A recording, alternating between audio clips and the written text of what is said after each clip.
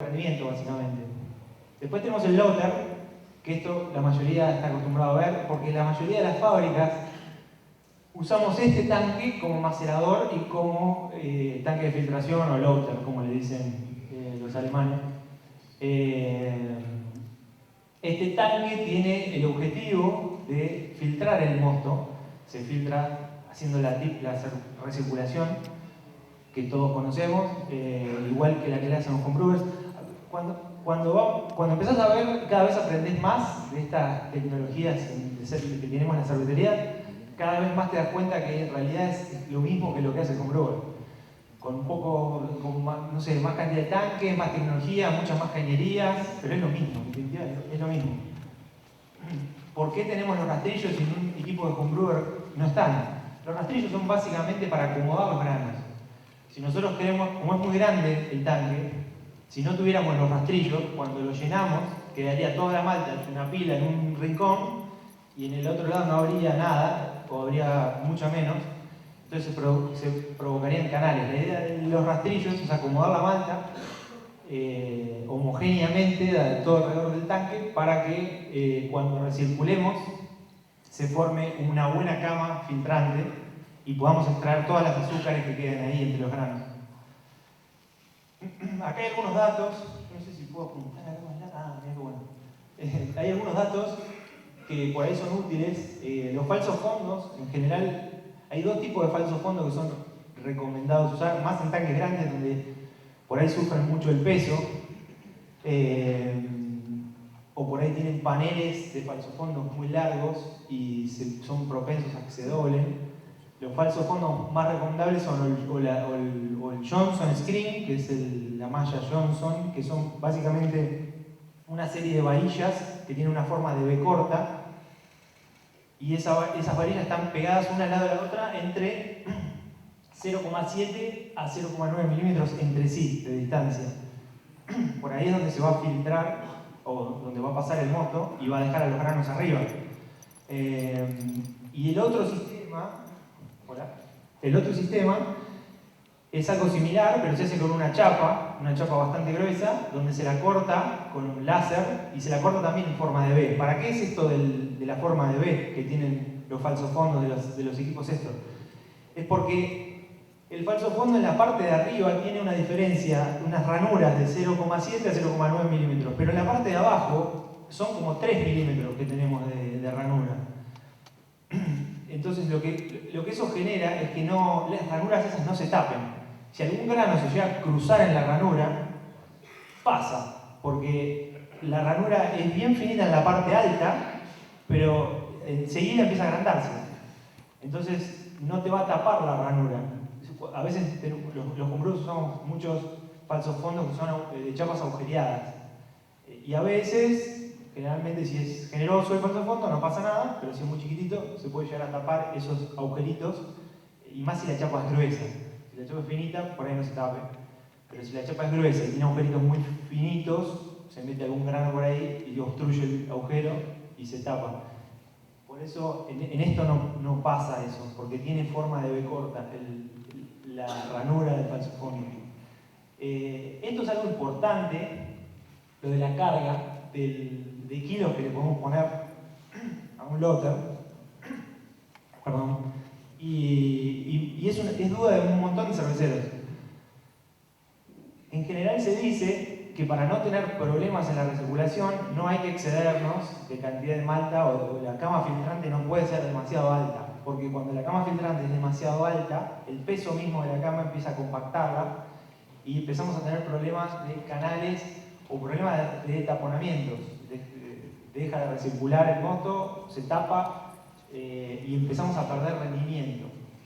Hay algunos tanques que tienen un sistema electrónico y otros tienen un sistema muy simple con unos tubos de nivel donde vos podés ver cuál es la presión arriba de la cama y abajo de la cama y podés tener una visual de si se te va a tapar o no se te va a tapar.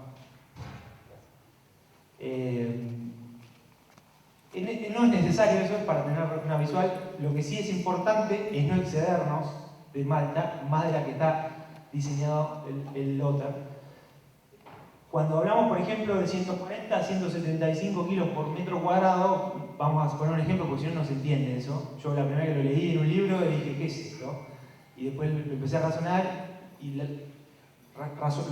propongo que lo razonemos juntos. Esto básicamente es, si tenemos un loader que tiene 2 metros de diámetro, hay que buscar el área de, de un tanque de 2 metros de diámetro, y el área es pi por radio al cuadrado. En este caso puse el ejemplo de 2 metros porque es fácil, porque el radio de 2 metros es 1 metro, 1 metro por 1 metro es 1 metro, por pi, que es 3,14, son 3,14 metros cuadrados. Si en un loader de 2 metros de diámetro tenemos 3,14 metros cuadrados, y yo ponele que le quiera llevar al máximo a 175 kilos por metro cuadrado, yo máximo a ese loader, en condiciones ideales, ¿no? Obviamente no podemos exceder de ese número. Estamos cerca de 500 kilos, ¿no? Claro. Entonces un loader de 2 metros de diámetro está cerca de un máximo para no tener problemas de 500 kilos. Le podemos poner un poco más, pero ahí ya tenemos que empezar a ver cómo empieza a rendir el equipo. El rendimiento va a empezar a bajar, porque se va a empezar a compactar. Y nos vamos a empezar a tener problemas de rendimiento. Hay algunos que, eso generalmente te va a dar una cama de filtrante de 30 a 35 centímetros, y lo ideal es no superarnos de los 40, ya empezamos a tener problemas. Hay otra cosa que yo lo puse acá, que es la importancia del GRAN. El GRAN nos ayuda también a que no se generen taponamientos, porque básicamente el GRAN es muy sencillo. Es un tacho, es un tachito. Hay algunos que son de vidrio, otros que son todos cerrados y tienen un visor adentro para que se pueda ver. Pero es básicamente un tachito que está a la altura del falso fondo, del lado externo al tanque. Y lo que hace es que todas las salidas que tiene el loader abajo del falso fondo confluyen en un colector. Puede ser un caño colector o puede ser un tacho colector. De ese colector van al GRAN y alimentan el GRAN. El GRAN tiene una ventilación arriba, con lo cual el nivel del GRAN se va a ir hasta el nivel que tenga el tanque, el nivel de líquido del GRAN. Y nosotros con la bomba para recircular o para mandar al hervidor, ya cuando estamos haciendo el lavado de grano, chupamos de ese grano, no chupamos del tanque. El problema de chupar del tanque es que si nos excedemos con la velocidad de la bomba, se nos compacta todo porque la bomba hace mucha fuerza en la aspiración y lo que va a hacer es compactar toda la cama y empezamos otra vez con los problemas de taponamiento, rendimiento. Y el problema de eso es que tampoco nos permite sacar cervezas parejas, porque en una cerveza tenemos un problema de rendimiento y la IPA que hacemos siempre es 1065, nos queda en 1060, y después cuando no tenemos problema nos queda en 1065 y la birra no es siempre la misma. Entonces, y además, bueno, los dolores de cabeza. Ya me imagino que acá todos deben haber pasado que se tape el recirculado. Hay algunos loader que tienen con más tecnología, en donde los rastrillos se pueden mover durante el recirculado, y eso va levantando un poco la cama, le va dando un poco de aire, aunque no hay aire, la va levantando un poco. Y incluso hay algunos, ya tecnología alemana de punta, muy cara, pero que tiene la posibilidad de subir o bajar los rastrillos. Entonces va cortando más arriba, y en la medida que el rastrillo, vamos recirculando, ¿no? Si el rastrillo ve que no tenemos problemas de taponamiento o de diferencia de presión, el rastrillo va más arriba. Y cuando estamos teniendo problemas de taponamiento, se va más abajo el rastrillo. Eso hace que empiece a levantar los granos que se están apelmazando más de abajo. Y también tiene esos tanques tienen mucha tecnología, miden la turbidez también. Y cuando ven que la turbidez está muy mala, tenemos mucha turbidez, vuelven a levantar los rastrillos para que se forme abajo del tanque, cerca del falso fondo, una cama filtrante. Estos equipos también, el mayor desafío de este equipo es sacar los granos de adentro, y por eso se usan esas palas, como esta que está acá en el dibujo, que se levantan y bajan. Básicamente la pala es para sacar los granos, nada más. Muchos que por ahí no conocen estos equipos y empiezan a cocinar usan la pala para usarla como agitador, como si fuera un macerador. No es lo mejor, estas palas en general no están diseñadas para eso y lo más probable es que las rompamos, porque es mucha la fuerza que hace para mover todo el empaste desde abajo. Con lo cual, cuando estamos usando el equipo, esa pala queda arriba y la pala después la vamos bajando gradualmente para ir sacando. Nos empuja la malta hacia afuera, el bagazo, ¿no? Ya es bagazo. Nos empuja el bagazo hacia afuera. Vamos a seguir.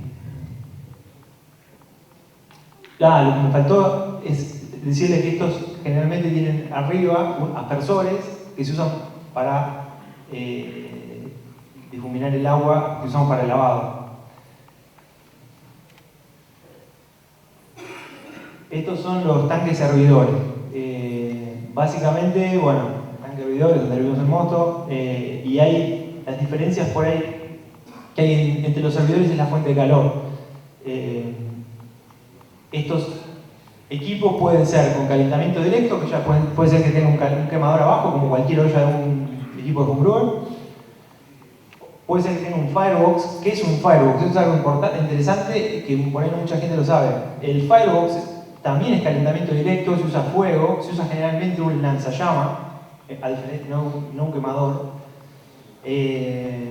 Básicamente se dice firebox porque es una caja de fuego que está abajo de la olla y es una caja cerrada. En realidad no es completamente cerrada, es cerrada por abajo. El lanzallama mete la llama adentro de esa caja y esa caja tiene un espacio libre donde la llama intercede ese espacio y arriba de esa caja está la olla. Entonces la llama entra en esa cámara, que es el firebox, que está muy bien aislada con manta cerámica porque ahí hay mucho calor, hay mucho fuego. La llama entra en ese espacio, genera calor en ese ambiente y el calor va subiendo por las paredes de la olla. Y hay una doble chapa ahí, una es la chapa de la olla y la otra es la chapa de ese espacio por donde se va todo ese calor con los humos de la llama y se van, generalmente se ponen hasta la mitad, la camisa del firebox vendría a ser una camisa donde se va todo el calor y abraza toda la olla, llega más o menos hasta la mitad de la olla y ahí se hace una salida con una chimenea que va afuera de la fábrica. Y esto es interesante porque generalmente nosotros, lo que puedo contar en nuestra experiencia en Minga, nosotros tuvimos primero un equipo con quemadores y después tuvimos un equipo con firebox. Ahora tenemos un equipo con firebox. Y el firebox lo que nos pasó es que nos dio, por ahí, es más potente que el quemador, porque eso está todo cerrado. El quemador generalmente está aislado en las paredes y tiene también un espacio, una camisa donde se van los humos y el calor sube alrededor de la olla y los humos después salen por una chimenea. Pero abajo generalmente están abiertos esos tanques y los quemadores además no son tan potentes como los lanzallamas. Entonces esa es una primera ventaja del firebox. Y la segunda ventaja es que tenés todo aislado, no ves fuego. Parece que el equipo es de vapor, porque no está el fuego presente, está todo cerrado. Y el mantenimiento de los lanzallamas generalmente son más fáciles de mantener que los quemadores con electrónica. El lanzallama también tiene electrónica, pero lo que vimos nosotros es que el lanzallama tiene se rompe menos, falla menos, son mucho más sólidos que los quemadores con electrónica, los quemadores que se prenden eléctricamente. Después están los equipos, los servidores con calentamiento por vapor, con camisas, que son bastante comunes hasta llegar a los 3.000 litros. Los servidores hasta 3.000 litros no suelen tener otra cosa que las camisas alrededor de la olla. Esto es muy parecido a las camisas que vimos en el macerador antes y son el mismo tipo de tecnología que usan también los fermentadores, que es el dimple plate o el dimple jacket, según cómo se construya. Básicamente es una chapa que está, van a ver que está separada de la olla, de la chapa que forma la olla, por unos puntitos que están soldados a la olla y ese puntito es como un cono que genera un espacio entre esa chapa y la olla. Ese espacio es muy chiquito y por ese espacio pasa el vapor. El vapor que generalmente en estos equipos se manda por arriba, inunda toda esa camisa y por abajo el vapor, una vez que se enfría, libera el condensado, que es agua, básicamente. Esa agua vuelve a la caldera. Después tenemos equipos, ya para equipos más grandes, tenemos los cocedores internos y cocedores externos. El cocedor interno, yo acá, el ejemplo por ahí que más hayan visto acá en Argentina es el de Antares. Antares, si han ido a la fábrica, que seguro muchos de ustedes han ido, tienen en la fábrica vieja Antares, tienen una olla con cocedor interno, que es una calandria. Básicamente es un cilindro, parece un torpedo, que adentro tiene una serie de caños, y esos caños están todos cerrados por ese cilindro, y en ese cilindro se mete el vapor que calienta los caños del lado de afuera. Por el caño va a subir el mosto.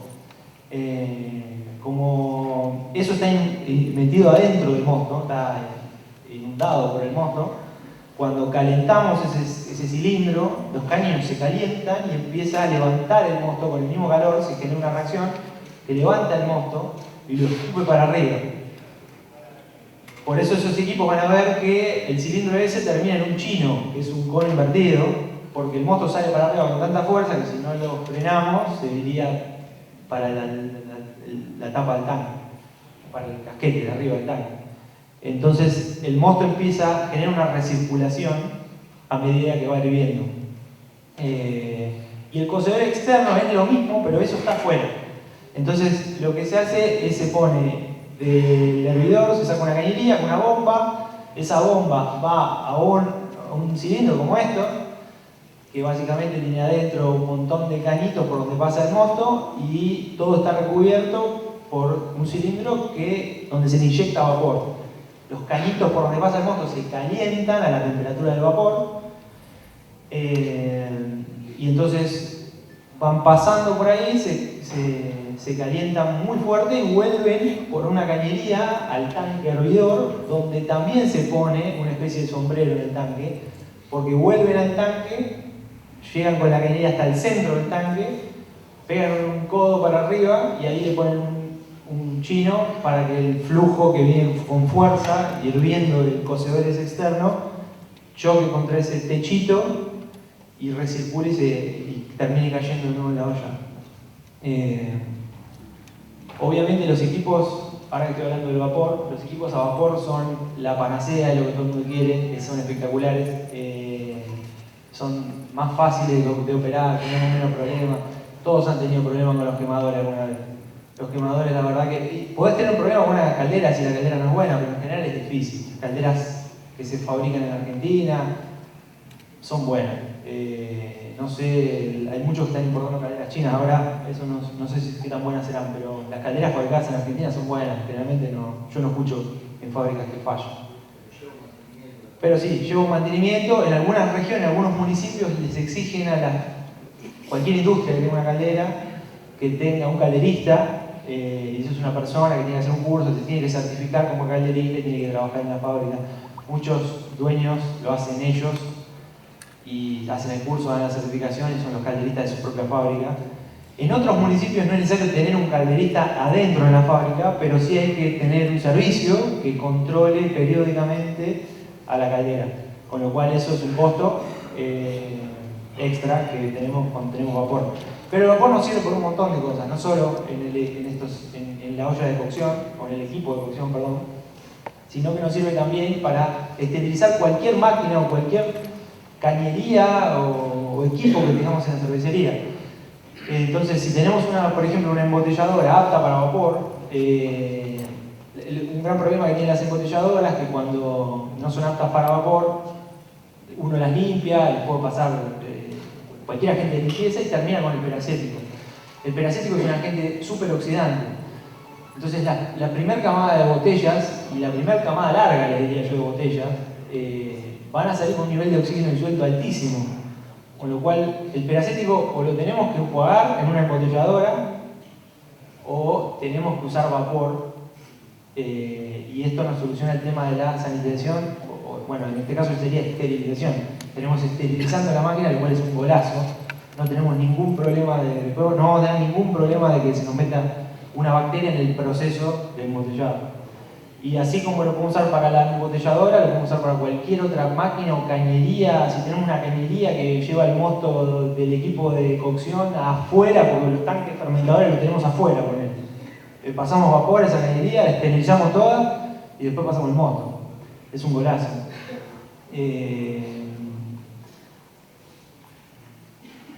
Y hay algunos equipos, acá tenemos una foto, yo no he visto en Argentina, debe haber algunos en Argentina, por ahí algunos chinos que están llegando ahora, algunas fábricas nuevas que se están abriendo, creo que tienen. Esto que se ve acá, que es una cañería que pega una curva, una U, y se conecta con la parte del casquete del tanque, es básicamente es para condensar los vapores que salen de la olla del hervidor. Tengo entendido, lo tenemos acá al mágico, que en Alemania está prohibido sacar los vapores de la olla afuera al ambiente. ¿Sabés algo de eso o no? ¿Has visto chimeneas que sacan al ambiente? No subí al techo, pero van para arriba. Van para arriba. Bueno, entonces capaz que no es así, lo que digo yo. Capaz que sea en alguna región de Alemania. ¿No? Mirá vos. Pero esto es una tecnología alemana, esto del condensador. Por ahí, esto es chino. Estos condensadores así que salen del equipito de chino. Generalmente los equipos grandes tienen otro tipo de condensadores que son horizontales. Y básicamente la salida de vapores, el vapor que estamos sirviendo en mosto, se mete en un cilindro y ese cilindro está lleno de caña, una serpentina tiene adentro, donde pasa agua fría. Esa agua fría que pasa por esos caños condensa el vapor de la olla que está saliendo de la olla, y al condensar el vapor de la olla genera dos cosas. Uno, que eliminamos el vapor, se transforma en agua, que esa agua la tiramos porque es agua que tiene algunos compuestos de la cerveza. Y la otra es que nos genera es una fuente de agua caliente. Por la serpentina que está corriendo el agua fría, se va calentando y sale bastante caliente, les diría. Es una muy buena forma de calentar agua gratis. Si no, esa energía la estaríamos tirando a la atmósfera. Y acá lo último que puse fueron los Hop Dosing Systems. Esto es algo que también suelen tener los equipos grandes, en equipos chicos no se ven. Son caros. Es un sistema donde el lúpulo, en vez de agregarlo a la olla, se agrega en un tanquecito, generalmente son chiquitos, externo. Entonces, el mosto que esté hirviendo en la olla sale por una cañería que lo mueve una bomba, lo mete tangencialmente en este tanquecito donde nosotros pusimos el lúpulo, y este tanquecito tiene un falsofondo. Por abajo del falsofondo retorna a la olla. Entonces, básicamente el mosto pasa por los lúpulos, al tener un movimiento tangencial no tapa el falsofondo, porque lo está todo el tiempo mezclando, se mezcla bien con el mosto y vuelve a la olla. De esa forma, lo que nos facilita esto es no tener mucha materia vegetal al fondo de la olla cuando terminamos la cocción. Si estamos haciendo una mega IPA con un montón de lúpulo agregado a la olla, esto puede ser un problema porque estas ollas tienen una salida lateral de costado por donde nosotros sacamos el mosto cuando lo llevamos para el enfriador. Si tenemos... Sí. ¿Qué evita que el lúpulo no se rastró todo el mosto? Tiene un falso fondo. Me dice que evita que el lúpulo no sea arrastrado de nuevo para el tanque, ¿sí? Esos tanquecitos donde nosotros agregamos el lúpulo ahí adentro y va a recibir el mosto ese tanquecito, tiene un falso fondo abajo, con unas ranuras muy chiquititas. Entonces es parecido al falso fondo que tiene un loader, una malla Johnson generalmente tienen, algo de eso. Entonces pasa el mosto, le pega el lúpulo, lo mezcla con el lúpulo, y después el mosto sale por el falso fondo de abajo y vuelve a la olla, y el lúpulo no puede pasar, porque el falso fondo queda ahí. Vamos a ir. Esto es un tanque de Whirlpool, esta es una imagen sacada del Kunze, que de hecho lo voy a recomendar. El Kunze es un libro que muchos cerveceros hemos leído. Y es libro de referencia, es un libro alemán, básicamente, que es una biblia de todo lo que es la cerveza. No solo te explica temas relacionados con la elaboración de cerveza, sino de malteo y además de equipos. Esta es una foto de un plano sacado de ese libro, donde básicamente nos muestra cómo es un tanque Whirlpool, la relación que tendría que tener. La relación ideal en general es de 3:1. El diámetro debería ser 3 veces más grande que la altura del mosto, pero eso no siempre se cumple, porque los tanques terminan siendo muy anchos. En algunas fábricas se cumple, otras no tanto. Algunas hacen 2:1 y algunas 1:1. Muchos que cuando tenemos el tanque hervidor y lo usamos como Whirlpool, generalmente esos tanques son 1:1 la relación. Y funciona bien igual. El problema, bueno, es la posibilidad de que extraigamos algo del lúpulo cuando estamos haciendo el enfriado, cuando estamos sacando el mosto del hervidor y lo estamos llevando al placas. En ese caso está bueno siempre usar, yo siempre digo, un filtro. Se llaman strainer esos filtros, básicamente es una carcasa de acero inoxidable con un canasto adentro. Y ese canasto está perforado. Entonces, cuando sacamos el mosto para ir al enfriador, antes de llegar al enfriador, por la cañería que lo conecta, le ponemos este filtro. Es un filtro carcasa. Entonces el mosto pasa por el canasto ese y cualquier sólido que tenga el mosto, partícula de lúpulo, materia vegetal, queda en el canasto y evita que vaya, solo va líquido o líquido con partículas muy chicas de sólido al enfriador a placas. Y esto nos evita que se tape el enfriador a placas y nos va a evitar problemas a futuro también. Si nosotros le estamos mandando mucha mugre al enfriador a placas, por ahí no toda esa mugre la vamos limpiando con los lavados sucesivos que le hacemos. Si alguna de esas mugre se va quedando ahí adentro, no la sacamos más y después vamos a tener un problema de contaminación. Con lo cual está bueno poner un filtro antes de llegar al enfriador a placas.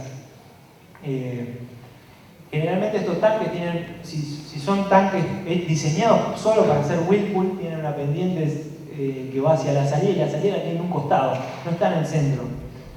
La salida, entonces el mosto pasa por el canasto ese y cualquier sólido que tenga el mosto, partícula de lúpulo, materia vegetal, queda en el canasto y evita que vaya, solo va líquido o líquido con partículas muy chicas de sólido al enfriador a placas. Y esto nos evita que se tape el enfriador a placas y nos va a evitar problemas a futuro también. Si nosotros le estamos mandando mucha mugre al enfriador a placas, por ahí no toda esa mugre la vamos limpiando con los lavados sucesivos que le hacemos. Si alguna de esas mugre se va quedando ahí adentro, no la sacamos más y después vamos a tener un problema de contaminación. Con lo cual está bueno poner un filtro antes de llegar al enfriador a placas. Generalmente estos tanques tienen, si son tanques diseñados solo para hacer Whirlpool, tienen una pendiente que va hacia la salida y la salida viene en un costado, no está en el centro. La salida donde sacamos el mosto está en un costado, en el centro se va a formar el tubo y tiene una pendiente de 1%. Y el fondo es plano. Eso es lo ideal para un tanque de Whirlpool.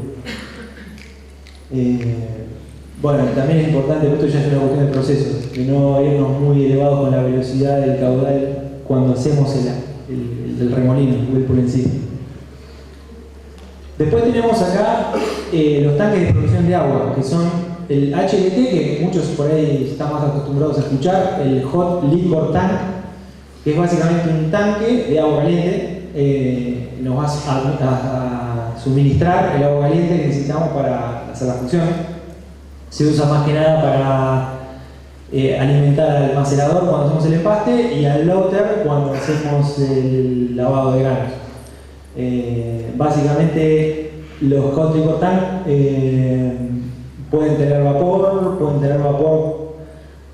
calentado a través de un placas externo, pueden tener quemadores, firewalls,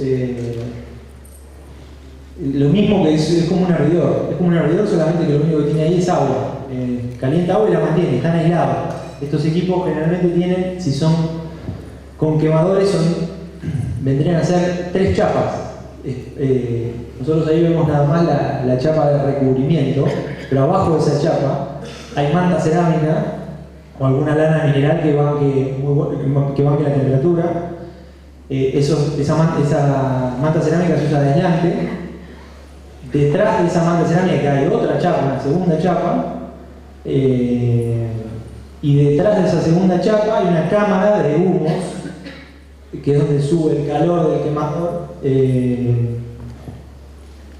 y al final tenemos una tercera chapa que es la olla. El CLT, en cambio, es un tanque de provisionamiento de agua fría. Esto no todas las fábricas lo tenemos, nosotros en Mina no lo tenemos. Por ahí es útil a una escala mayor o en equipos más grandes, pero básicamente es un tanque que también está aislado, no tiene la camisa de humos, no tiene la chapa, el espacio que decía antes para el calor o la camisa de humo, solamente está aislado y puede llegar a tener una chaqueta como tienen los fermentadores para pasar el glicol y enfriar el agua de adentro, o puede tener un placas externo por donde pasa el glicol, pasa el agua también de este tanque, donde recircula, y lo enfría. Estos CLT generalmente se trabajan a 5, 6, 7 grados, y lo que nos permite es un abastecimiento de agua fría para cuando enfriamos y poder hacerlo en una sola etapa del enfriador a placas, del intercambiador a placas. Cuando nosotros tenemos un CLT en la fábrica, o sea, tenemos una provisión de agua fría en la fábrica, lo que nosotros no necesitamos es la doble etapa de placas primero con agua y después con glicol. Esto es lo que nos facilita básicamente al no tener la doble etapa. Todos los que tenemos doble etapa en placas, ¿no? Sabemos que al glicol, al tanque de provisión de glicol que tenemos en la fábrica, lo matamos cada vez que lo usamos para enfriar el mosto. Generalmente en las dos etapas el mosto suele bajar a 30 grados con el agua, y los 30 grados hasta los 12 que hagamos una larga, hasta los 20 que hagamos una ale, lo bajamos con el glicol.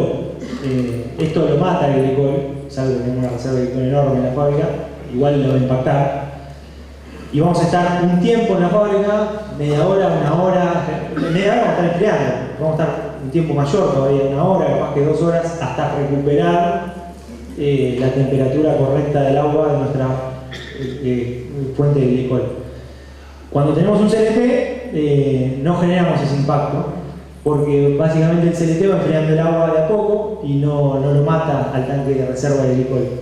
Entonces es como un fermentador más el CLT, se enfría como un fermentador más.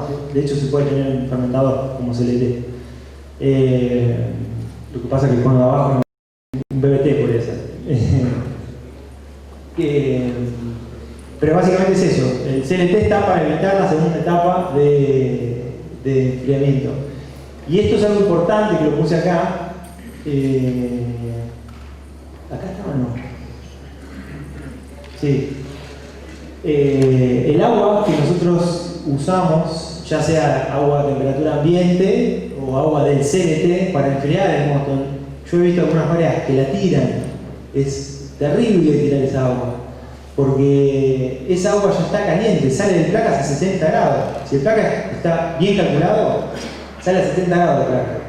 Tirar un agua que está a 70 grados, que está ideal para meterla en el HLT y volver a hacer otra reacción, no tiene mucho sentido. La energía que perdemos ahí es brutal, y después tenemos que usar no solo más agua, sino que tenemos que usar más gas para calentar esa agua. Si tiramos el agua a 70 grados que sale del placas. Entonces, generalmente en los equipos estos, o en cualquier instalación, se usa de poner el tanque de provisión de agua, provisionándole agua al placas durante el enfriado, y la salida de esa agua se la conecta con el HLT. Entonces recarga el HLT ya a 70 grados. El HLT generalmente en una fábrica puede estar entre 75, 80, algunas un poquito más, según cómo lo manejen, pero ya casi está a la temperatura que necesita estar en el HLT, con lo cual nos ahorramos una cantidad de gas y una cantidad de agua tremenda por hacer algo que es tan simple como es recuperar el agua que sale de placas y llevarlo al HLT con una cañería. Bueno, esto es lo mismo, me había olvidado que estaba esta. Sí. Esto es lo que le decía, sin CLT vamos a usar placas con 2 etapas y vamos a matar la reserva de glicol que tenemos en la fábrica durante un tiempo. Y con CLT no vamos a necesitar las 2 etapas en el enfriador a placas, y vamos a tener una reserva de glicol siempre parejita en la fábrica, sin ningún salto o exabrupto. Vamos a ver un poco cómo se conforman los equipos después de haber visto todos los tanques. Eso lo que vimos hasta ahora son básicamente los tanques que conforman los brewhouses. La mayoría de los cerveceros que tenemos fábricas chicas o relativamente chicas usamos esta configuración, que es el sistema de 2 tanques. Básicamente es un tanque que se usa de macerador y de lotter, y tenemos otro tanque que es hervidor y whirlpool. Esto un poco sirve para tener todo en un espacio más reducido. Nos ahorramos 2 tanques y además es mucho más económico un equipo de estos. Y además está pensado por ahí para cervecerías que no tienen una producción tan intensiva. Hay cervecerías que trabajan las 24 horas. Una cervecería que se trabaja las 24 horas produciendo birra o produciendo mosto, esto no funciona ya, porque esto no te permite seriar muchas cocciones a la vez y además tenés una pequeña merma de rendimiento, con lo cual si vos querés si estamos en una fábrica que está trabajando 24 horas produciendo mosto, esa fábrica va a tratar de buscar la mayor eficiencia y la mayor cantidad de cocciones por día en esas 24 horas. Y eso se logra con un equipo de 4 ollas, donde están todas las ollas que hablamos antes. Está el macerador con su agitador, el lotter con sus rastrillos y su falso fondo, está también el hervidor. Puede o no tener el hervidor el hop dosing, que son estos equipitos o tanquecitos donde se agrega el lúpulo, de las adiciones de lúpulo. Si son chicos, generalmente no se instala, es un chiche eso. Y tiene otro tanque con el whirlpool. Y bueno, siempre el placas asociadas. Estos equipos no sirven, o yo diría que son bastante imprácticos para las cervecerías que no tenemos una producción tan masiva o no necesitamos producir tanto, porque el problema de estos equipos es que si vas a hacer, por ejemplo, 2 cocciones en el día, que es algo bastante habitual en muchas cervecerías, vos acá para hacer 2 cocciones estás tardando lo mismo que en el equipo de 2 ollas. En 2 cocciones no le ganaste nada y ensuciaste 4 ollas con un montón de bombas, un montón de cañería. Entonces es bastante impráctico para hacer 2 cocciones por día. Eso generalmente se usa en cervecerías que se hacen tan pocas cocciones diarias, se usa el otro sistema. Pero bueno, esto te permite seriar las cocciones. Vos en el macerador ya empastás la primera cocción, cerca de la hora la estás sacando de ahí, la llevaste al lotter y una vez que la pusiste en el lotter, en el macerador le clavaste otra cocción, otro empaste. Una vez que termina de recircular y clarificar el mosto en el lotter, lavaste y mandaste ese mosto al hervidor y ya en el macerador lo pasás al lotter y empezás a recircularlo y en el macerador tirás otra cocción más. Una vez que terminaste de hervir lo mandás al whirlpool, al tanque whirlpool y vas seriando un montón de cocciones. Puedes tener 3, 4 cocciones simultáneas a la vez sucediendo en esas 4 ollas. Eso te permite a lo largo del día sacar muchas más cocciones. Hay algunos equipos ya mucho más sofisticados que tienen alguna otra olla más para hacer algún descanso y maximizar todavía más la cantidad de cocciones que pueden hacer por día. Y estos son los equipos. Este es un equipo bastante común. Creo que acá me parece que Buenavieja Social Club tiene uno. Es básicamente un equipo súper compacto, se usa mucho en los brewpubs. Tiene la provisión de agua caliente metida dentro del brewhouse. No tiene HLT externo, sino que el HLT es parte del macerador y lotter.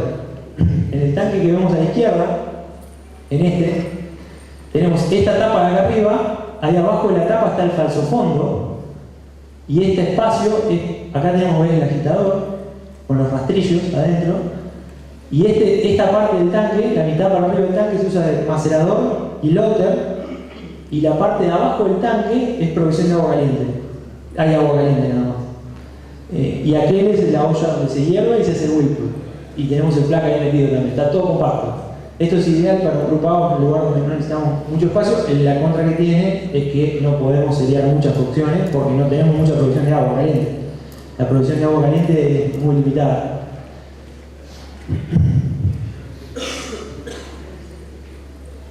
Y estas son placas. Acá tenemos una foto de placas, de un inflador de placas, muchos ya los han visto, muchos homebrewers los tienen, porque hay placas para homebrewers chiquititos, de esos que vienen soldados generalmente. Estos plagas que se usan en cervecerías no vienen soldados porque bueno, tienen la posibilidad de poder abrirlos.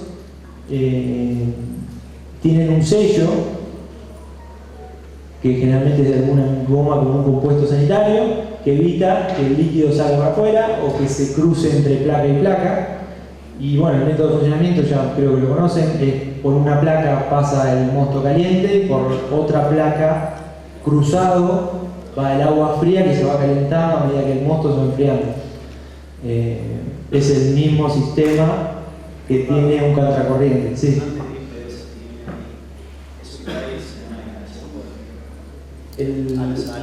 Lo que está acá, lo que está ahí, eso es un sistema de oxigenación en línea, sí. Esto es bastante útil también. En cervecería se usa mucho porque ya te ahorras el tema o solucionás el problema de la oxigenación mientras que estás enfriando y no tenés que después salir y meter una piedra dentro del fermentador. Los homebrewers estamos más acostumbrados por ahí a meter una piedrita dentro del fermentador, a agitar el fermentador. Bueno, acá esto es mucho más difícil hacerlo. No es que te imagines un tanque enorme, meter una piedrita para oxigenar después o meter un accesorio con un caño con una piedra adentro para poder oxigenar. Se podría hacer, pero esto soluciona ese problema. A medida que vamos enfriando, el mosto ya sale frío del placas y ya se va, tiene una entrada acá, donde estoy apuntando ahí, hay una flechita amarilla, donde entra el oxígeno. Acá hay una piedra que no se ve, está dentro del caño, pero hay una piedra que difumina el oxígeno. Cuando el oxígeno baja, se ve por el visor las burbujas que genera el oxígeno. Esto te da una pauta a este visor de que está entrando el gas. Acá es necesario tener un caudalímetro también en el tubo donde estamos provisionando oxígeno o aire, puede ser aire estéril también. Y bueno, ya salimos de esta válvula con el mosto frío y oxigenado, listo para inocular la levadura y fermentar. Muchos le agregan también acá, nosotros tenemos en Minga una T extra, donde le meten una válvula para agregar la levadura en línea también. Entonces ya está bueno agregar levadura en línea porque te solucionás otro problema que es el inóculo. Cuando tenés levadura líquida, generalmente en las cervecerías las colectamos en tanquecitos que son barriles modificados. Le ponemos rueditas a un barril, hacemos una conexión abajo que el barril no tiene y básicamente lo usamos de colector de levadura. Vamos cosechando levaduras de los tanques donde ya terminó la fermentación y la levadura decantó y la agregamos en línea con una simple T, es una T con una válvula nada más, no tiene ninguna ciencia, y se le vamos inyectando de ese tanquecito con presión, metiéndole presión a ese tanquecito, es lo más fácil. Hay sistemas dosificadores con una tecnología de la hostia que miden la cantidad de células que estamos dosificando a medida que estamos dosificando. Eso para cervecerías grandes vale $1 tonelada. Lo que nosotros hacemos en cervecerías más chicas como las nuestras, lo que hacemos es contar células, por ahí no siempre, no es necesario contarlas siempre, pero por ahí también tener algún control para saber el barro que nosotros estamos sacando de nuestras cervezas, de las típicas cervezas que hacemos siempre, qué concentración tiene. En base a la concentración, nosotros hacemos una medición con un microscopio y una cámara de Neubauer. Una vez que tenemos un parámetro, ya por peso directamente vinculamos. El problema de estos equipos es que si vas a hacer, por ejemplo, 2 cocciones en el día, que es algo bastante habitual en muchas cervecerías, vos acá para hacer 2 cocciones estás tardando lo mismo que en el equipo de 2 ollas. En 2 cocciones no le ganaste nada y ensuciaste 4 ollas con un montón de bomba, un montón de cañería. Entonces es bastante impráctico para hacer 2 cocciones por día. Eso generalmente se usa en cervecerías que se hacen tan pocas cocciones diarias, se usa el otro sistema.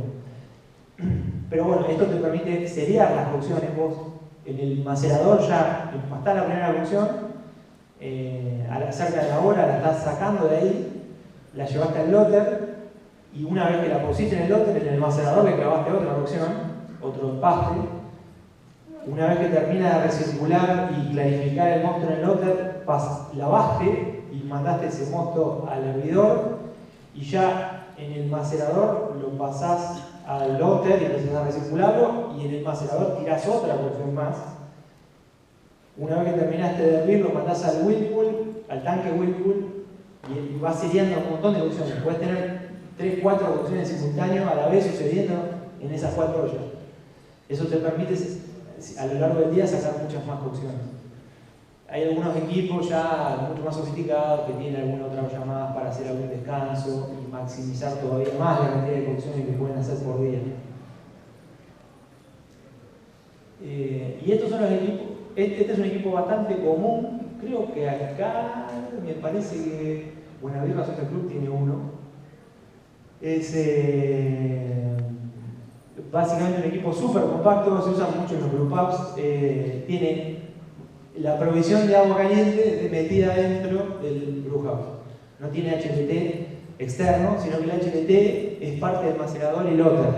En el tanque que vemos a la izquierda, en este, tenemos esta tapa de acá arriba, ahí abajo de la tapa está el falso fondo, y este espacio, acá tenemos el agitador, con los rastrillos adentro, y esta parte del tanque, la mitad para arriba del tanque se usa de macerador y lóter, y la parte de abajo del tanque es provisión de agua caliente. Hay agua caliente nada más. Y aquel es la olla donde se hierve y se hace el whirlpool. Y tenemos el flaca ahí metido también, está todo compacto. Esto es ideal para un grupado, en un lugar donde no necesitamos mucho espacio. La contra que tiene es que no podemos sellar muchas cocciones porque no tenemos mucha producción de agua caliente.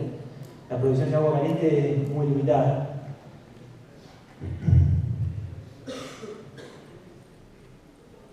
Y estos son placas. Acá tenemos una foto de placas, de un inflador de placas, muchos ya los han visto, muchos homebrewers los tienen, porque hay placas para homebrewers chiquitos, de esos que vienen soldados generalmente.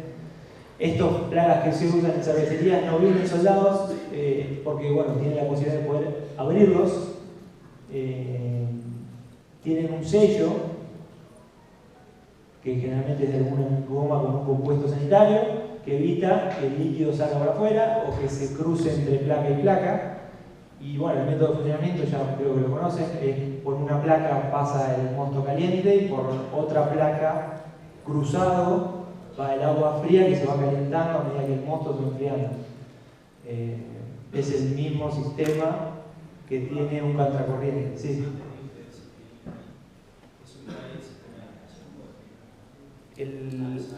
Lo que está acá, lo que está ahí, eso es un sistema de oxigenación en línea, sí. Esto es bastante útil también. En cervecería se usa mucho porque ya te ahorras el tema o solucionás el problema de la oxigenación mientras que estás enfriando y no tenés que después salir y meter una piedra dentro del fermentador. Los homebrewers estamos más acostumbrados por ahí a meter una piedrita dentro del fermentador, a agitar el fermentador. Bueno, acá esto es mucho más difícil hacerlo. Imagínense un tanque enorme, meter una piedrita para oxigenar después, o meter un accesorio con un caño con una piedra adentro para poder oxigenar. Se podría hacer, pero esto soluciona ese problema.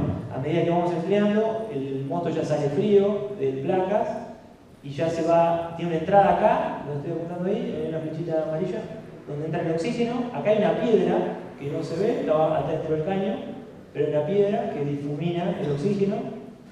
Cuando el oxígeno baja, se ve por el visor las burbujas que genera el oxígeno. Esto te da una pauta, este visor, de que está entrando el gas. Acá es necesario tener un caudalímetro también en el tubo donde estamos provisionando oxígeno o aire, puede ser aire estéril también. Y bueno, ya salimos de esta válvula con el mosto frío y oxigenado, listo para inocular la levadura y fermentar. Muchos le agregan también acá, nosotros tenemos en Minga una T extra, donde le meten una válvula para agregar la levadura en línea también. Entonces ya está bueno agregar levadura en línea porque te solucionás otro problema que es el inóculo. Cuando tenés levadura líquida, generalmente las cervecerías las colectamos en tanquecitos que son barriles modificados. Le ponemos rueditas a un barril, hacemos una conexión abajo que el barril no tiene y básicamente lo usamos de colector de levadura. Vamos cosechando levadura de los tanques, donde ya terminó su fermentación y la levadura decantó, y la agregamos en línea con una simple T, es una T con una válvula nada más, no tiene ninguna ciencia, y se la vamos inyectando de ese tanquecito con presión, metiéndole presión en ese tanquecito, es lo más fácil. Hay sistemas dosificadores con una tecnología de la hostia que miden la cantidad de células que estamos dosificando a medida que estamos dosificando. Eso para cervecerías grandes vale una tonelada de dólares. Lo que nosotros hacemos en cervecerías más chicas como las nuestras, lo que hacemos es contar células, por ahí no siempre, no es necesario contarlas siempre, pero por ahí también tener algún control para saber el barro que nosotros estamos sacando de nuestras cervezas, las típicas cervezas que hacemos siempre, qué concentración tiene. En base a la concentración, hacemos una medición con un microscopio y una cámara de Neubauer. Una vez que tenemos un parámetro, ya por peso directamente calculamos. Vamos a seguir. Avísenme si tienen alguna duda, probablemente capaz que lo estoy aburriendo.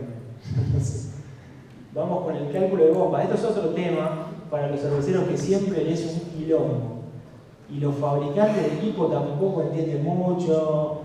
Siempre y es más simple de lo que parece el tema. Si bien lo podemos complejizar, no es la idea ahora de meterlos en un lío, sino que vamos a verlo desde el punto de vista simple y práctico, el tema de cómo calcular una bomba, cómo sabemos qué bomba necesitamos para el proceso que estamos haciendo. El fabricante de bombas, cuando le tocamos la puerta y le decimos queremos comprar una bomba, los tipos siempre nos dicen, bueno, ¿cuál es el caudal y la presión que necesitas? La primera vez que yo fui a comprar una bomba, el tipo me dijo eso y yo le dije, no sé, yo necesito una bomba de un HP. ¿Cómo una bomba de un HP? Me dice el tipo. Una bomba de un HP puede tener un caudal u otro, depende de la turbina que tenga. Entonces nosotros igual la bomba de un HP. No sé, y el tipo no me quiso ni cotizar la bomba. Porque me dijo, no, nosotros no cotizamos bomba de esa forma. Porque después vos tenés un problema, yo te vendo la bomba, vos tenés un problema, no te funcionó en el proceso, son bombas caras las bombas sanitarias, y me la vas a querer pedir una devolución o un cambio, y yo no puedo hacer eso. Entonces, directamente el tipo ni me presupuestó, la primera vez que fui a una bomba. Así que fui a la libro y empecé a estudiar, a ver cómo era de la curva de trabajo de una bomba. Básicamente la bomba tiene un caudal y una presión de trabajo.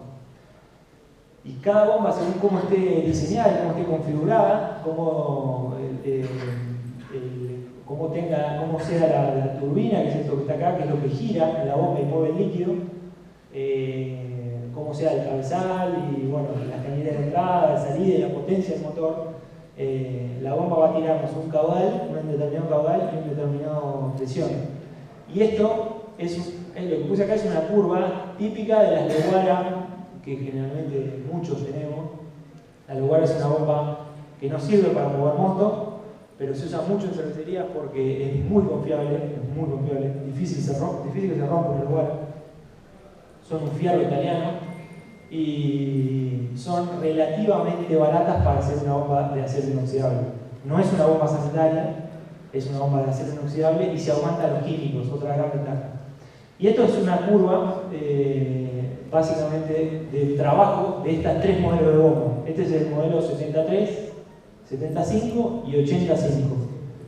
El modelo, por ejemplo, 73 nos dice que con un caudal cero, o sea, si nosotros a la bomba le restringimos completamente, le cerramos la válvula de salida a la bomba y la ponemos a trabajar con agua, lo que va a hacer la bomba es que desde la salida de la bomba hasta donde está la válvula, donde nosotros estamos restringiendo el agua, nos va a tirar 22 MSL. ¿Qué es el MSL? El MSL es el parámetro de presión que se usa en las bombas, porque básicamente es el metro columna de líquido. Las bombas se pueden medir en bares o en kilos, pero generalmente se miden en metros de altura, porque la pérdida de carga que generalmente tienen las cañerías donde usamos esta bomba, la mayor es la altura, es decir, para arriba, los metros de altura que sube el líquido. Entonces, básicamente lo que nos dice esta curva es que esa bomba va a poder levantar 22 metros para arriba con un caudal nulo casi. Cuando el caudal empieza a subir, y eso tiene que ver con el diámetro de la cañería que estamos usando, más que nada, si lo ponemos al el caudal mayor que puede tirar la bomba, que está cerca de 5, estos son metros cúbicos, son 5.000 litros por hora. Esta bomba trabajando a 5.000 litros por hora nos va a generar una presión de, tenemos ahí cerca de 7 MSL. 7 MSL son 7 metros para arriba. Con lo cual esta bomba, con ese caudal, va a poder subir 7 metros hasta un tanque, ponerle que esté a 7 metros para arriba. Eso es básicamente cómo se entiende una curva de una bomba. Esto te lo proveen todos los fabricantes de bombas, esta curva. Y si no te proveen la curva, te proveen el caudal máximo, la presión máxima.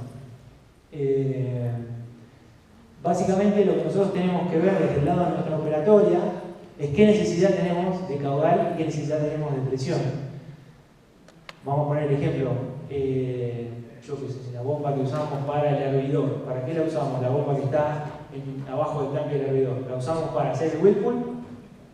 ¿La usamos para enfriar el mosto? Y la usamos, en algún caso, para sitiar el propio tanque si no usamos una bomba de sitio externa. Entonces, para poner un ejemplo de una de las operatorias de la bomba, vamos a poner la operatoria del enfriado. Nosotros vamos a enfriar, ponerle que la olla sea de 1000 litros, tenemos 1000 litros de mosto. Vamos a enfriar 1000 litros en media hora, podríamos enfriarlo, ¿no? Si vamos a enfriar 1000 litros en media hora, el caudal sería de 2000 litros por hora que necesitamos nosotros en nuestra operatoria. Entonces nosotros necesitamos ya de por sí una bomba que pueda suministrar 2000 y una cañería con la sección necesaria para poder pasar 2000 litros por hora de líquido. Y después, ¿qué tenemos? Un fermentador que está en el segundo piso, el fermentador está a la misma altura que está la fábrica, que está el equipo de cocción. Si está a la misma altura del equipo de cocción, ¿cuál es la altura máxima que va a llegar el líquido dentro del fermentador? Puede llegar a 2 metros, a 3 metros. Entonces necesitamos que tenga esa bomba la posibilidad de levantar una presión de como mínimo 3 metros. Si no, no va a poder llenar el fermentador. Tiene que tener una presión de 3 metros trabajando en 2000 litros por hora. De esa forma calculamos las bombas que necesitamos. Es tan fácil como eso. Algo que resulta por ahí difícil a veces, incluso le digo más, para fabricantes de equipos. Los fabricantes de equipos no saben calcular esto. Por eso cuando compren un equipo, si no compran un equipo alemán y se van a comprar un equipo acá hecho en Argentina, lo van a tener que ayudar al fabricante de equipo con este tipo de cálculos, porque lo más probable es que no lo sepa, ponga cualquier bomba, vaya al proveedor de bomba y le diga, dame una bomba de 3 HP, y después tener una bomba que es una guasada, el mosto te lo termina agitando todo al pedo, gastaste mucha más plata en la bomba, no tiene ningún sentido tener una bomba que no es óptima para el punto de trabajo. Esto es un P&ID. El P&ID es el diseño de cañerías de piping de un brewhouse o de cualquier cosa, de cualquier proceso productivo. Básicamente, este es el de nuestro equipo de Minga. Este lo hice yo, un poquito también porque tenía la necesidad de ver, el equipo nuestro es de Alejandro Hernández de Tele Solution, la base de las cañerías es del equipo de él, la base que diseña Alejandro. Pero bueno, nosotros hicimos algunas pequeñas reformas en la cañería y yo necesitaba tener un gráfico, un plano, donde poder visualizar y entender cómo fluye el líquido por todas las cañerías que tenemos en el equipo. Básicamente, también este dibujo lo hice para Lien Tori, que está por acá seguramente, quien es el que me ayudó, o nos ayudó a Minga a hacer la programación del PLC, lo automatizamos al equipo, y para poder entender dónde estaban las válvulas, dónde estaban las bombas, cuántas bombas teníamos y todos los elementos que están en el equipo, había que dibujarlo. Es muy útil hacer este tipo de dibujos para entender si estamos mandándonos alguna cagada en el diseño de las cañerías, o en el lugar donde estamos poniendo la bomba, o si una cañería es en vano ponerla, y cualquier cosa. Yo siempre digo, los equipos más eficientes tienen que tener la menor cantidad de cosas posible. Mientras más cosas agregamos en el equipo que no usamos, son más cosas que tenemos que darle mantenimiento y limpieza. Con lo cual, lo óptimo es instalar lo mínimo indispensable para que lo vayamos a usar. Básicamente, este es el loader y el mash. Nosotros, como les decía, tenemos un equipo de 2 ollas, no de 4 ollas. Este es el gran, que yo les comentaba, que es un tachito donde se conecta con la salida del colector del loader, básicamente, y eso es un buffer, es un tanque buffer, y la bomba que está acá, cuando nosotros recirculamos, va a chupar del gran en vez de chupar directamente del tanque. Esto va a hacer que el líquido baje por gravedad al gran, simple gravedad, no hay nada que esté succionando. El gran se va a llenar por gravedad, eso va a evitar que la cama se compacte y la bomba va a chupar del gran. Si nosotros chupamos demasiado fuerte con la bomba, lo que nos va a pasar es que se nos va a vaciar el gran y va a empezar, el gran tiene una respiración de aire arriba. Entonces el gran se vacía, no se llega a cargar por el líquido que viene del macerador a la velocidad que lo estamos vaciando, y vamos a empezar a chupar aire con la bomba. Es un circuito abierto, no es cerrado. Si fuera cerrado sería peor porque estaría chupando igual, el hace presión igual, claro. Es un circuito abierto. Tiene una abertura que generalmente es un cañito finito para que no se oxigene el mosto, para que no se oxide el mosto. Hay algunos que sí he visto que son tanques abiertos, completamente abiertos, y está todo el mosto en contacto con el aire. Eso no es recomendable. Lo recomendable es hacer un tanque chiquitito que tenga la parte de la respiración, que es un cañito finito. Entonces el nivel del líquido va a ir hasta ese caño y se va a quedar al mismo nivel que está el tanque macerador adentro. El nivel de adentro del tanque macerador. ¿Tiene un visor el gran? Sí, generalmente los grandes tienen visores o son de vidrio. El nuestro es de vidrio. Es un visor. Es un visor de vidrio, el propio gran. Entonces vos ves todo el gran. Tenés visibilidad de todo el gran y podés ver si se te está bajando el nivel porque estás chupando muy fuerte con la bomba, o si el nivel está bien, como tiene que estar, que si te tendría que estar lleno eso. Es que estás haciendo un recirculado con la velocidad óptima.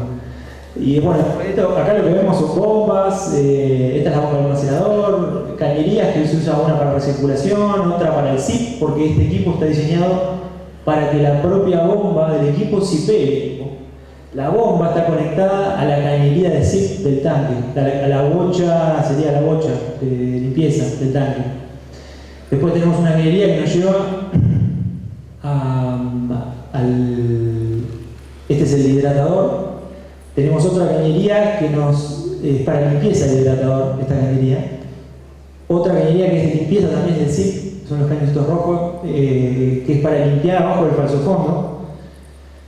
Estos equipos a veces no se le pone, pero está re bueno ponerlo, y no cuesta tanto más en el equipo ponerle un montón de aspersores abajo del falso fondo para que cuando lo terminamos de usar todos los días no tengamos que sacar los paneles del falso fondo, que es un trabajo muy engorroso para limpiar abajo del falso fondo. En general lo que se usa es, se ponen un montón de aspersores, creo que, no puse la foto, hay una foto en el libro Kunze que está buena, del diseño de aspersores, que básicamente se ponen todos los aspersores mirando para un lado y se genera, los aspersores tiran agua más que aspersión, tiran un chorro de agua. Entonces generan toda una columna de agua abajo del falso fondo que hace una especie de movimiento circular y eso arrastra todo. Abajo del falso fondo no queda en granos, pero queda como una materia de los granos, que es como una gelatina, como una mugre sólida que se apelmaza contra el piso del loader. abajo del falso fondo. Entonces, poner una serie de aspersores que muevan agua ahí y limpien toda la parte de abajo del falso fondo es muy útil. Nos evita tener que estar continuamente todos los días levantando el falso fondo de un equipo. En algunos equipos no se puede levantar el falso fondo. Imagínense equipos enormes que usan las industriales, es imposible. ¿Cómo levantan el falso fondo? No hay forma. Entonces sí o sí necesita tener un sistema de limpieza abajo del falso fondo. Bueno, nada, después son las cañerías. Esta es la cañería que conecta con el hervidor cuando hacemos el lavado de granos. Acá tenemos una entrada de agua que yo se la agregué para poder diluir con agua fría. Podemos diluir, en el hervidor, una vez que terminamos el hervor, podemos diluir con agua fría o con agua caliente. Diluir con agua fría nos permite bajar unos grados a la temperatura, hacer una adición de whirlpool, de lúpulo en el whirlpool y hacerla ya con un poquito menos de temperatura. Esto que decía Semilla recién, de enfriar un poco el tanque para que no siga haciendo un efecto de ruido después de cortar el quemador, metiéndole un poquito de agua fría dentro del tanque. Diluimos un poco el mosto, deberíamos partir de un mosto un poquito más denso de lo que esperábamos, de lo que queremos buscar, pero nos da esa posibilidad. Y bueno, estas son las cañerías que conocemos típicas de un hervidor. Tiene una salida abajo que es básicamente para limpiarlo. Tiene una salida lateral que es para sacar el mosto cuando enfriamos, la bomba del tanque. Esta es una salida de desagüe. Cada uno de estos B es una válvula. Acá hay una válvula que nos conecta con la bocha zip. Acá hay otra que nos conecta con la tangencial, la entrada tangencial que hace el whirlpool cuando queremos hacer el remolino. Y después tenemos un filtro de partículas que ya les comenté antes y el enfriador a placas. Y acá estaría el oxigenador, el sensor de temperatura, para ya saber ir a los fermentadores. Está bueno si van a armar un equipo que hagan este ejercicio de dibujar cómo van a ser el fluido y las cañerías del equipo, es muy útil. Ahora vamos a hablar un poco de algo que es importante también cuando le tocamos la puerta a un fabricante de equipos y no sabemos muy bien cómo trabaja. Alguno por ahí nos lo recomendó, no sabemos que también trabaja, y yo he visto cada desastre en la industria esta que hacen los soldadores o los fabricantes de equipos que me agarro la cabeza cada vez que veo un desastre. El acero inoxidable es un metal que tiene sus complicaciones para soldarlo, porque se suelda generalmente, todo lo que es acero inoxidable sanitario se suelda con TIG, la soldadura se llama TIG y es básicamente una torcha, una pistola vendría a ser, que genera con un tungsteno, que es un alambrecito, vamos a decir una varilla de tungsteno, genera un arco voltaico contra la chapa que estamos soldando y la derrite. Lo único que hace la soldadura es derretir tu chapa, la levanta a una temperatura de 1000 grados hasta el punto de derretimiento y derrite la chapa, y eso nos permite soldarla, ya sea con un aporte, con una varilla externa, o si no necesita aporte, se suelda sin aporte. Pero lo que tenemos que evitar cuando soldamos el acero inoxidable es el contacto con el oxígeno. La torcha por donde se genera el arco que derrite la chapa tiene una busa, se llama, donde pasa un gas inerte que es argón, y ese gas inerte evita que el oxígeno acceda al lugar donde estamos soldando. Entonces, cuando nos pasa eso, vamos a obtener una soldadura pareja, generalmente cuando terminamos de soldar con colores azulados, rojizos, o si es muy bueno el aporte de argón y tenemos muy poco oxígeno en contacto, va a salir una soldadura plateada.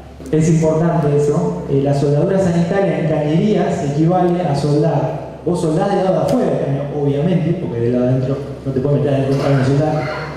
Entonces uno suelda del lado de afuera y ese lado está a través de la busa, de la torcha que está soldando, tiene gas inerte, no tiene contacto con el oxígeno, pero el lado de adentro del caño sí tiene contacto con el oxígeno. Adentro del caño hay oxígeno. Entonces, si nosotros no pasamos un gas inerte por adentro del caño mientras que estamos soldando, se genera esto del lado de adentro del caño, que se ve acá, es un sarpullido, o en esta parte de acá no se ve también esta foto, pero esta foto soldado con purga de argón. De un lado es un caño, ¿ves? Que está cortado, un caño cortado. De este mitad se la soldó con purga de argón y en esta le cortaron la purga de argón. Y quedó esto que se ve acá, que básicamente es un sarpullido que se genera por el óxido, con el contacto con el oxígeno, cuando el metal se está derritiendo, por las características propias del cromo y el níquel que tiene el acero inoxidable. Y esto es todo poroso, está todo oxidado. Esto no es inoxidable, esto no tiene las propiedades del acero inoxidable, y esto no podemos pasar un alimento por un caño que tiene ese tipo de soldadura. Con lo cual lo que se hace es soldar, como vemos en esta foto. Esta es una manguerita acá con un conector neumático, y entramos al caño con gas, y acá tiene una tapita con algunos agujeritos donde se va saliendo el gas. Esto lo que hace es purgar todo el oxígeno que hay dentro del caño con el gas inerte, que en este caso es argón, y ahí sí ya podemos soldar el caño del lado afuera, y lo que vamos a tener es una soldadura. No sé si se ve esto. Me fui.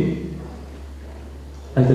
Ese videito que está ahí a la izquierda es un caño que soldé yo esta semana en la fábrica, una T, que es esta T, que está acá, ya es soldada y ya decapada. Y como se ve ahí, ves que la soldadura adentro es plateada y no tiene ningún sarpullido, es lisa. Se le genera una pequeña elevación, un pequeño montículo y nada más. Y eso es una soldadura sanitaria. Ahí no vamos a tener problemas de que se oxide eso con el tiempo. Ya me acelero un poco. Ya estamos igual llegando. Vamos a ir a la parte de fabricación, ya que estamos hablando de soldadura. Espesores de chapa. Uno cuando va a un fabricante y le pide, dame las características de tu equipo, le pasan una planillita con los espesores que usan en la chapa. Cuando cotizamos en un equipo en China también nos pasa lo mismo. Bueno, ahí lo importante, por experiencia y porque es uso habitual en la fabricación de este tipo de tanques, es usar un espesor de 3 milímetros en el interior, ya sea una olla o un fermentador también,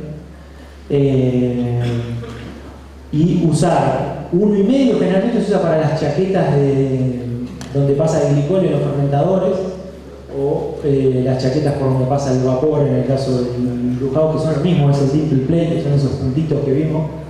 Eso generalmente se usan chapas de 1,5 milímetros, y 2 milímetros generalmente es lo usado para la terminación final de los tanques. Una vez que el tanque se aísla, se le pone, ya sea, si es un fermentador se pone poliuretano, como decía antes. Si es un tanque donde va a ir de mucha temperatura, se usa una manta cerámica, porque el poliuretano no aguanta la temperatura. Y la última chapa que se forra toda la aislación es de 2 milímetros, debería ser. Muchos fabricantes venden chapitas de morondanga y después terminan todos los tanques doblados, las soldaduras se ven, porque en una chapa de 1 milímetro vos podés soldar, pero después no. Entonces, si la soldadura no está ultra recontra archi perfecta y la tenés que pulir, se va a notar. El acero inoxidable que se usa es el 304. Por favor, no usar el 430. Hay algunos que hay tanques, cosas hechas con el 430. Ese acero inoxidable es de menor calidad y se oxida. El que se usa es el 304. El 316 también, pero generalmente lo que se dice del 316 es que va a aguantar mucho más en el tiempo, y se usa más en laboratorios, otro tipo de industria. Nosotros usamos 304. Y esto es la normativa de los conectores sanitarios. Todo equipo, si vamos a hacernos un equipo, tiene que tener, al menos por donde pasa el alimento, el mosto, la cerveza, tiene que tener conectores sanitarios, que uno tiene que adoptar una norma de estas en su fábrica. Yo creo que la norma más adoptada en Argentina es la CLAM, que viene de Estados Unidos. Es básicamente una abrazadera que junta dos bordes el caño termina con un borde, la abrazadera lo junta y hay una junta de plástico en el medio, de goma sanitaria. Después está la norma danesa que se usa mucho en Argentina. Esta está generalmente en todas las cervecerías industriales. porque muchos equipos de afuera de Europa, en Europa se usa mucho esta norma DNS. Y estas otras normas no se usan tanto, no se ven tanto en Argentina. La norma DIN, la norma sueca, no se usa casi nada. Esto, válvulas esféricas podemos usar, pero para agua. Para pasar mosto no, porque esa válvula dentro tiene una esfera, donde esa esfera no es autolimpiante. Esto tiene una mariposa. La mariposa se autolimpia. Esto no. Entonces, si pasamos mosto por acá, con el tiempo, la mugre que queda dentro de la esfera se va a contaminar, va a acceder a alguna bacteria, va a una colonia y vamos a tener un problema de contaminación. Pero sí podemos pasar agua con válvulas esféricas.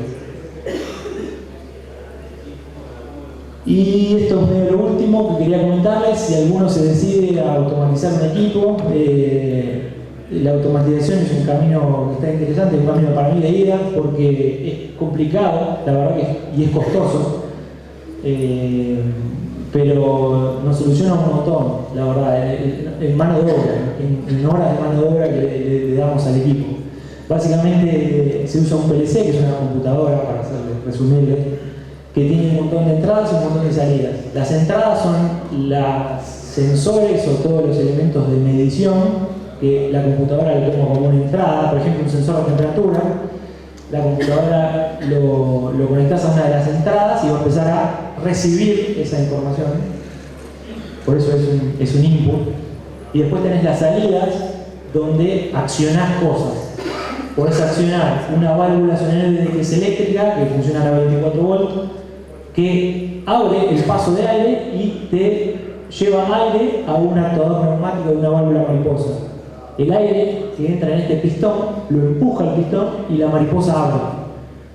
Entonces, de esta forma, con una computadora tipo PLC, puede ser un Arduino también, pero el Arduino es muy inestable, no lo recomiendo para este tipo de instalaciones industriales.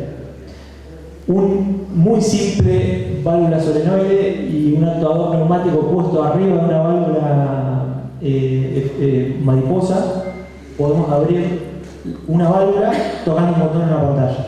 O programar en esta computadora una secuencia para que se abran y cierren una determinada cantidad de válvulas a un determinado tiempo o ante un determinado evento que sensa alguno de los sensores.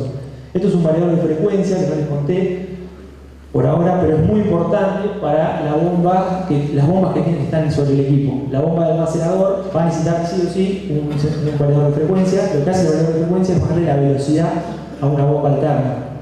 Entonces, lo necesitamos sí o sí para poder reducir la velocidad en el caso del recirculado, por ejemplo. La tenemos que hacer muy bajito, bajamos la frecuencia y baja la velocidad de la bomba. Nos va a recircular a un caudal menor. Y esto también es importante, la bomba que va en el hervidor, porque cuando hacemos el enfriado nos vamos con la bomba todo lo que da. Más si usamos una bomba que está calculada tanto para hacer whirlpool, el riego de SIP y el enfriamiento, cuando lo usamos para SIP, la vamos a usar al palo seguramente la bomba, cuando lo usamos para enfriar el motor, la vamos a tener que bajar de velocidad. Sí, es como, sí, también podrías restringir la salida de la bomba con una llave, pero bueno, esto es un poco mejor. Bajar la velocidad de la bomba genera menos problemas que restringir la salida con una llave. A veces,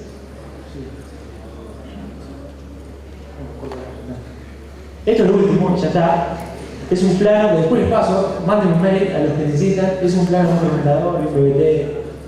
Esto generalmente lo pasan los proveedores y se lo quería mostrar, pero no tenemos mucho tiempo para que se explique el plano, pero ya me están rajando. Así que bueno, nada. Si hay tiempo para preguntas, hacemos alguna pregunta, si no, listo.